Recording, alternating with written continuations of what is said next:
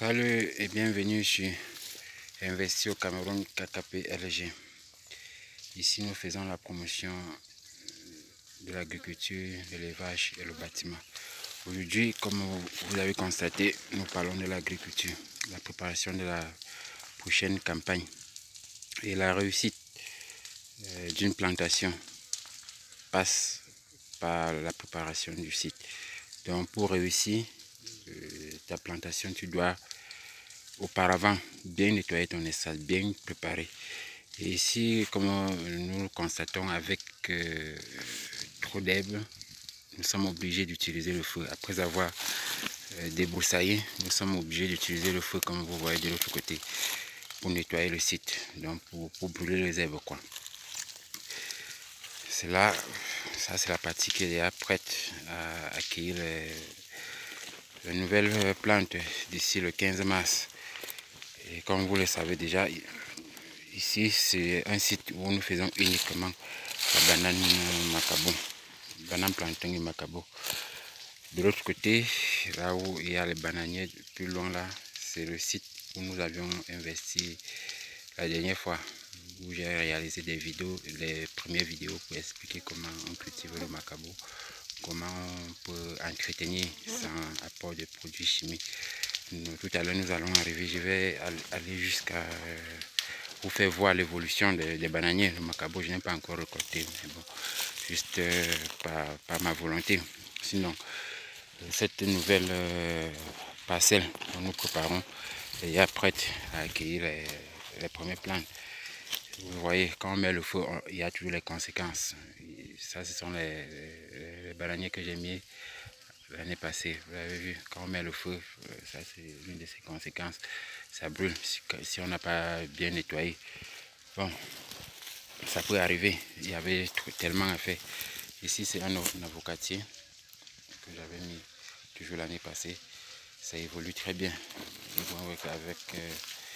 Avec la saison sèche, les choses vont lentement, mais sinon l'avocatier de moins de 6 mois, ça évolue bien.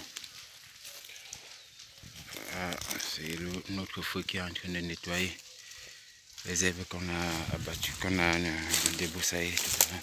Donc comme vous voyez là, cette parcelle est prête. Ces herbes-ci, donc vous voyez, on a des options ici, vu que l'herbe, la quantité est minime. On peut décider de laisser comme ça et s'aimer comme ça. Après les pluies, ça va pourrir tout ça. Le bois, bon, pour ceux qui disposent du temps, le bois, on peut transformer ça en charbon. Ça fait toujours gagner un sou. Mais chez moi, non seulement la distance est très longue, mais je n'ai pas assez de temps pour dire que je vais chercher un série de coupe ça pour qu'on puisse transformer en charbon. On ne peut pas aussi couper ça, découper pour porter et aller monter en ville pour vendre comme le bois. C'est vraiment délicat avec les contrôles en route. Je suis obligé de laisser le bois au champ comme ça. Vous voyez, le champ est vraiment vaste. Là, ce sont les bananes de l'année passée. Les bananes que nous avions, nous connaissons tous. À part celle-ci, je vais vous faire voir l'évolution de la banane, la variété que j'ai obtenue l'année passée. C'est vraiment une très bonne variété. Et bon, pour le moment, je ne peux pas encore dire que je dispose de la semence, mais c'est déjà une très bonne qualité. D'ici l'année prochaine, j'aurai déjà la semence bien disponible. Vous voyez, l'entretien du champ, c'est d'abord ça, la réussite de l'agriculture.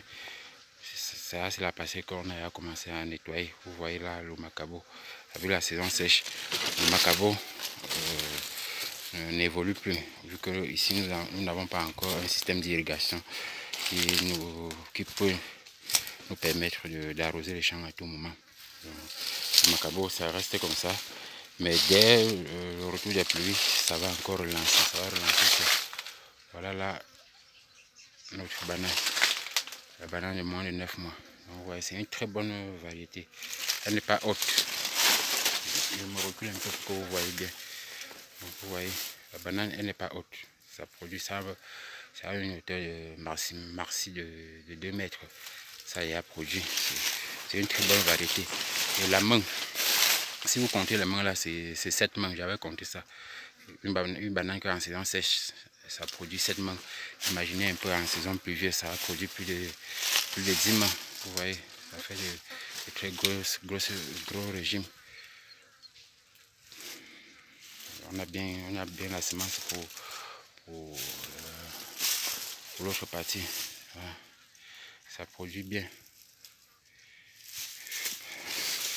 Et nous sommes arrivés à ce niveau de la production juste parce que nous prenons énormément de temps pour entretenir, pour nettoyer le champ. Ici, je vous fais un peu voir l'engrais que moi j'utilise. Je n'utilise pas l'engrais chimique. Ça, c'est le fianté de poulet, le poulet déchet. Moi-même, je lève. Je porte ça, je viens verser dans mon champ. Et après, je vais utiliser pour la banane, bien le plantain. Tout. Moins de 2 mètres. La banane est moins de 2 mètres. Le bananier est moins de 2 mètres. Ça a produit. Ce qui veut dire que d'ici avril, après un mois de pluie, on ne doit plus reconnaître ce champ.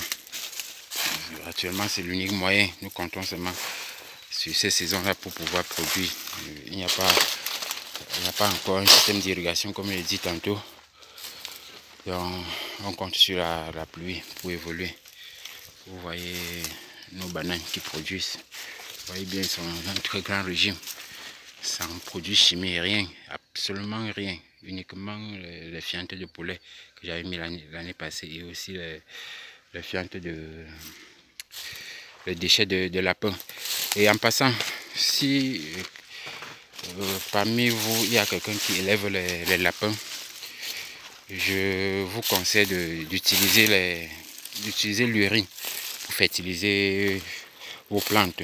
On peut pulvériser même sur le macabo, on peut pulvériser sur les légumes. C'est un très bon, ça fait un très bon traitement. Avec ça, vous n'êtes plus obligé d'utiliser les produits chimiques que les gens utilisent, achètent pour produire les vivres frais. Vous n'avez plus besoin de ça. Les urines de lapin, c'est très efficace. Moi, j'ai découvert ça dernièrement lors d'une rencontre à Douala, où j'ai pris hâte de ça. Moi-même, j'élève les lapins à la maison, mais je n'ai jamais utilisé. Donc, depuis que je me suis rendu compte que j'avais un produit bio à la maison et que je n'utilisais pas, j'ai décidé de recueillir moi-même ces produits et mettre en valeur. Donc,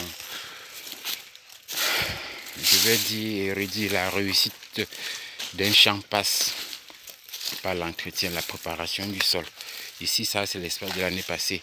C'est pas parce qu'on a déjà mis le plantain, on a déjà mis le macabo, ça pousse déjà. Le macabo, on peut même déjà récolter qu'on doit négliger le champ. Non, après avoir récolté le macabo, le plantain va rester, les bananes vont rester. Et il va falloir entretenir. Raison pour laquelle, ici, si vous regardez bien cet espace, c'est l'espace qui est déjà nettoyé. Vous voyez comme c'est bien propre.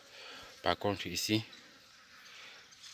ce n'est pas encore nettoyé. Nous sommes encore en train de progresser tout doucement.